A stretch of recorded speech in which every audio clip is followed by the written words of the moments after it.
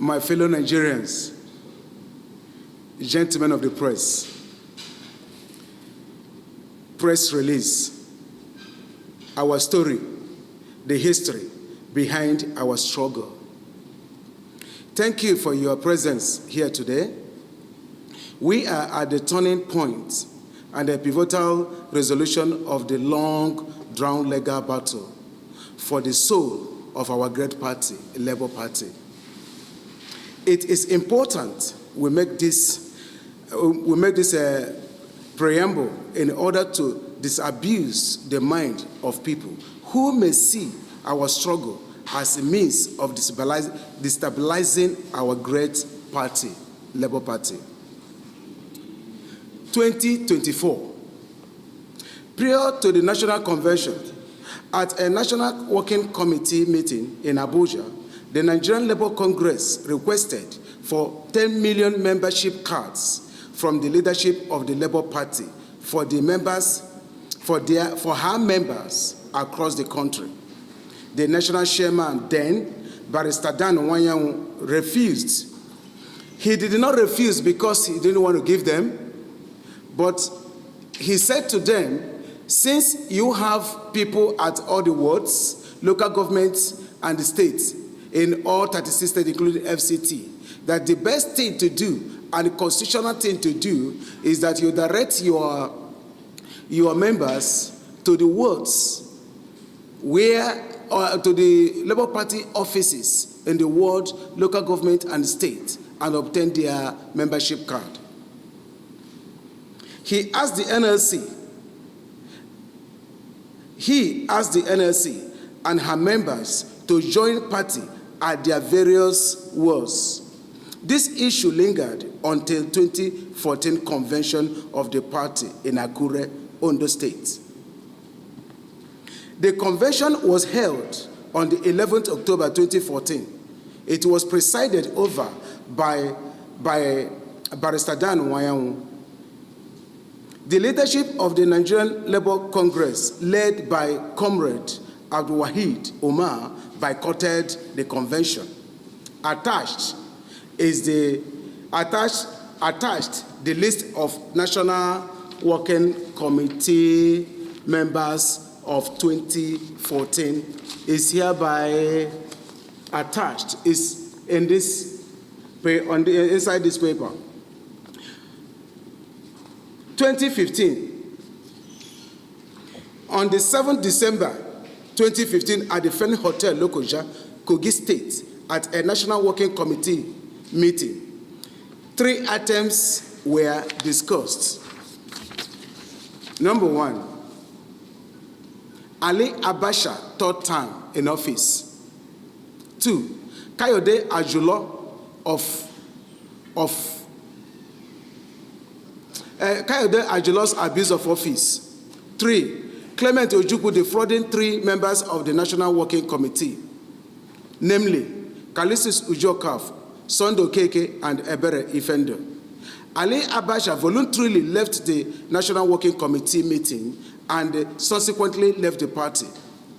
Kayode Ajulo resigned as a national secretary and also left the party. A committee was constituted immediately to look into Clement Ojukwu's fraudulent activities. It was chaired by Akimbade Oyelekan, the national legal advisor.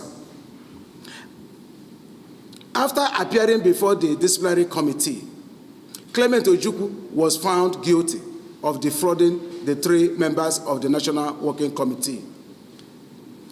On the 8th December 2015, National Executive Council in section ratified Ali Abasha's decision to leave the party and Kayode Ajulo's resignation.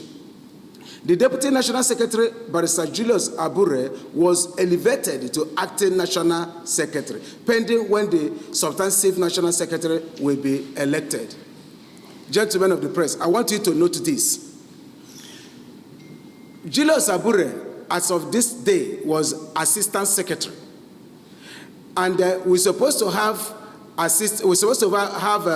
Deputy Secretary. This Deputy Secretary is a statutory position of NLC. But because NLC boycotted the convention, that is why assistant secretary was, the NEC section took decision that assistant secretary will now act as an acting national secretary. Please note this. What it means that Julius Abure benefited from the constitution of Labour Party. If we have the same focus, the same purpose, the same agenda to make sure that this party takes over and provide qualitative leadership, then we must put away our interests and work in the collective interest of the party and Nigerians. Now, you ask question as to the somebody parading himself as a legal advisor. Well, for the records, I want to say emphatically that my name is still in INEC. Please verify. I am the authentic national legal advisor of Labour Party. I know Barrister Kehinde, who used to come around. He was never a member of Labour Party. He has never. As a matter of fact, Kehinde was the national secretary of the registered party, PPA. He was the national secretary of PPA. He was never a member of Labour Party. Now, he used to come around, and if I used to come to my office as national legal advisor, I give him briefs to handle on behalf of the party. So the question of who is the national legal advisor is not in doubt. Go to the INEC portal, you'll find out who is the national legal advisor. What the name you will see there is Akingbade Oyelekan's national legal advisor. And I don't have any problem with Edu. Edu happens to be Abure legal advisor, not Labour Party national legal advisor. Kehinde Edu is Abure legal advisor. Abure, I repeat, Abure legal advisor, not Labour Party national legal advisor. So we don't have any issue, concerning who is the legal advisor of Labour Party as we speak. Now, on the issue of, I want to make a clarification on the issue of the consent judgment. I was part of those who drafted the terms that was eventually adopted as the consent judgment. And I want to say emphatically that NSC played their part. All right? But the Labour Party leadership refused to yield to advice as to how to go about it. So, in my honor, I state emphatically in my honor that the consent judgment was never obeyed. Very good. What we try to do is we parry it, because as at that time the leadership did not take to advice. So, and there is no better time to obey that judgment than now. This is the right time to obey the consent judgment. And I want to tell you that the NSC, in their wisdom, with INEC, called a peace meeting. I was part of that meeting. I was part of all the reconciliation meeting called by the NSC because of, in their quest to make sure that the party gets it right. In that meeting, we all agree that we should give effect to the consent judgment and immediately, call all-inclusive convention. Abure did not do that. Now, Abure, because of his interest in continuing to hold to power, decided to go ahead to conduct illegal convention and all that and all that. That is the story for another day. But today, the consent judgment will be obeyed by those who have capacity to obey the consent judgment. And who are those people?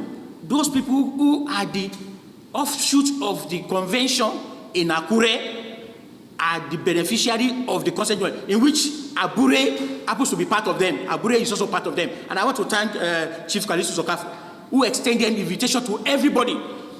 My coming here today is for the reconciliation of peace, so that all of us can come together. It has nothing to do with a personal agenda, but for the purpose of the fate of Labour Party and Nigerians, so that we can get it right. We need peace, we need reconciliation, and that is what this group has actually brought forward. And I'm fully in support of this reconciliation, 100% in support of this reconciliation, so that we can get it right. We got it wrong from the beginning. Why? We started suspending people, started expelling people, even without recourse to our constitution. So this is the better time to get it right. And I'm fully in support of Labour Party getting it right at this point. And not that alone. This group are the only people that has the constitutional mandate to call for a convention. As we speak today, the NSC, with due respect, cannot call for a national convention. There is no power to call. But this group in alliance with NSC and other stakeholders, can call for convention and we'll put the house in order. And let me also register this. It is not compulsory that we are part of the new ESCOs that will emerge. It's not compulsory.